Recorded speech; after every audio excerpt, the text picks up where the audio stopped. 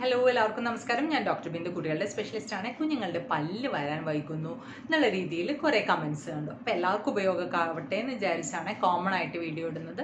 ഞാൻ മുമ്പ് ഡീറ്റെയിൽഡ് ആയിട്ട് പറഞ്ഞിട്ടുണ്ട്. അതിൻ്റെ ഒരു നട്ട്ഷെയിലായിട്ടുള്ള കാര്യം പറഞ്ഞുതരാം. സാധാരണ 6 മാസം ആകുമ്പോഴാണ് കുട്ടികൾക്ക് വരുന്നത്.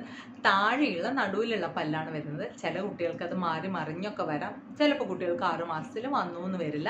അതുകൊണ്ട് പേടിക്കേണ്ട. കുട്ടിക്ക് ഗം വെച്ചിട്ട് തന്നെ ചൂ ചെയ്യാനും ഒക്കെ പറ്റും. നിങ്ങൾക്ക് സാധാരണ കുട്ടികൾക്ക് കൊടുക്കുന്ന പോലെ ഫുഡ് ഐറ്റംസ് ഒക്കെ കൊടുക്കാം.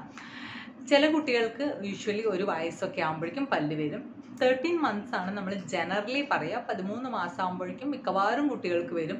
വരുന്നില്ല എന്നുണ്ടെങ്കിൽ നിങ്ങൾ എന്ത് ചെയ്യണമെന്ന് വെച്ചാൽ പേടിക്കേണ്ട ആവശ്യമില്ല. ചിലപ്പോൾ ഫാമിലിയിൽ കുട്ടിയുടെ പാരൻസൊക്കെ അങ്ങനെ വന്നതായിരിക്കാം. ചില കുട്ടികൾക്ക് വൈറ്റമിൻ ഡി കുറവ് കൊണ്ടൊക്കെ ഇത് വരാൻ വൈകും. ചിലർക്ക് തൈറോയ്ഡ് ഡെഫിഷ്യൻസി കൊണ്ടും തൈറോയ്ഡ് ഹോർമോണിൻ്റെ പ്രശ്നം കൊണ്ടും വരാം.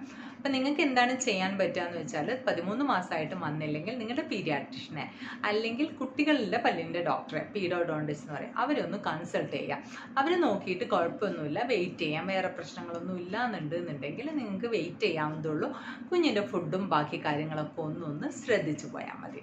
ഇനി അടുത്ത ഡൗട്ട് ചോദിച്ചിരിക്കുകയാണ്, വന്ന പല്ല്, ഇതിനാദ്യത്തന്നെ നമ്മൾ മിൽക്ക് ടീത്ത് എന്നല്ല പറയാം, പാൽപ്പല്ല്, ആ പല്ല് പോകുന്നില്ല ഡോക്ടറെ എന്നുള്ളതാണ് ചിലർ പറയുക. യൂഷ്വലി 6-7 വയസ്സാകുമ്പോൾ ഇങ്ങനെ പോയിട്ട് പുതിയത് വരാൻ തുടങ്ങും. അപ്പം നിങ്ങൾ നോക്കുക, ഇടയ്ക്ക് നമ്മൾ കുഞ്ഞുങ്ങളുടെ വാ തുറന്ന് പല്ല് നിരീക്ഷിക്കണം കേട്ടോ.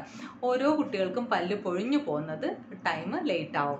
അപ്പോൾ നിങ്ങൾ എന്താ നോക്കണം വെച്ചാൽ ആ പല്ലിൻ്റെ സൈഡിലൂടെ വേറെ പല്ല് വന്ന് അവിടെ ക്രൗഡിങ് വരുന്നുണ്ടോ എന്നുള്ളത് നോക്കുക. വേറെ പല്ലിൻ്റെ അംശം കണ്ടാൽ തീർച്ചയായിട്ടും ഡെന്റിസ്റ്റിനെ കാണിക്കണം, അതിനനുസരിച്ചുള്ള ട്രീറ്റ്മെൻറ്റ് എടുക്കണം. ഇനി അടുത്ത ആൾക്കാർ പല്ല് പൊഴിഞ്ഞു പോയിട്ട് തീരെ വരുന്നില്ല എന്നുള്ളത്, അങ്ങനെയുണ്ടെങ്കിൽ നമ്മൾ തീർച്ചയായിട്ടും ഡെന്റിസ്റ്റിനെ കാണിക്കണം. കുറച്ചു കാലമായി പോയിട്ടും വരുന്നില്ല എന്നുള്ളത് തോന്നുന്നുണ്ടെങ്കിൽ.